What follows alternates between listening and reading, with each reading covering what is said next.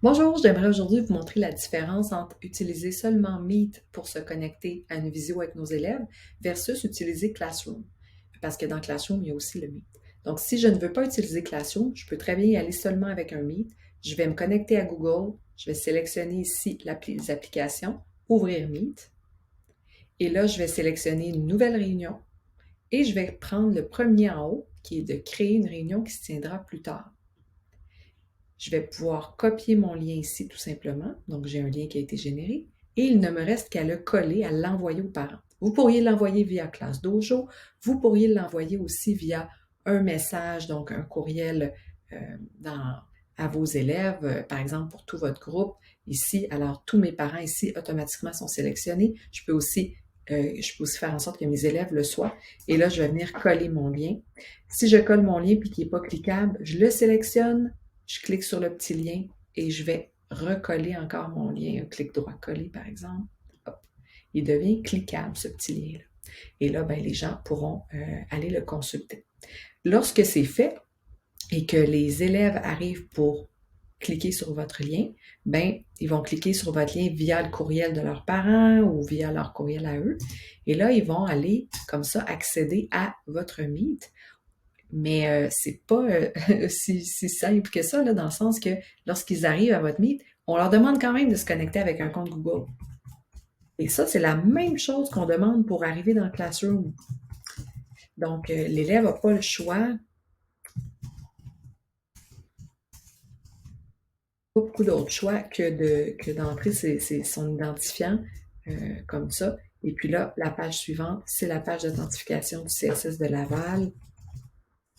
Et puis, comme je vous le disais tout à l'heure, cette page-là, on fait la même chose pour se connecter à Google. Donc, d'une façon ou d'une autre, on a besoin d'un compte Google. Quoique, c'est pas obligé d'être le compte de l'enfant. Ça pourrait être le compte du parent. S'il y a un compte Google, ça fonctionnerait aussi. Mais à ce moment-là, c'est que vous n'aurez pas le nom de l'enfant, dans le fond, qui participe à votre Meet. C'est un petit peu moins intéressant. Donc ici, je n'ai pas activé mon micro là, pour que vous puissiez m'entendre, mais l'élève aurait seulement à cliquer sur participer à la réunion. L'avantage d'utiliser ce type de lien-là, c'est que le lien va être bon pendant 365 jours. On peut inviter des gens de l'externe. La salle d'attente est activée en tout temps, ce qui veut dire que l'enseignant doit être présent pour permettre aux élèves de se joindre à la réunion. Maintenant, si on utilise plutôt Classroom, bien regardez, je vais sélectionner dans le fond mon Classroom juste ici en bas. J'ouvre Classroom. Je vais aller sur ma classe qui est Bidon Maryse, dans laquelle j'ai vraiment un élève. Et là, dans ma classe, ben, j'ai toujours le bouton bleu Participer qui me permet, dans le fond, de préparer ma visio. Là, je ne la démarre pas tout de suite, mais j'ai ce bouton-là. Et mon élève, lorsqu'elle doit se connecter à Google, elle va aller sur Classroom. Donc, elle va encore une fois devoir entrer ses informations de connexion. Si elle ne l'a pas fait sur son navigateur, elle doit se connecter comme tantôt dans le Meet. Et par la suite, ben, ce qui est intéressant, c'est que l'élève a plus de latitude ou plutôt de liberté parce qu'il n'a pas besoin de passer par son parent.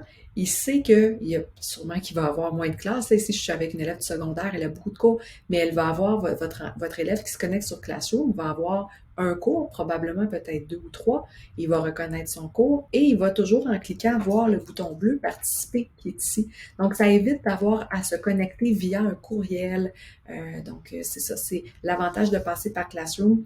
Ça va permettre aussi éventuellement à l'élève de pouvoir lire des petites choses, de pouvoir voir des emojis aussi, donc vous pouvez communiquer avec lui via même des annonces vocales. Alors, vous pourriez cliquer ici dans cette section-là pour dicter à vos élèves des choses vocalement pour qu'ils puissent les écouter. Alors, il y a plein de possibilités intéressantes, même pour les plus jeunes. Donc, ça fera partie d'une autre capsule, en espérant le tout utile.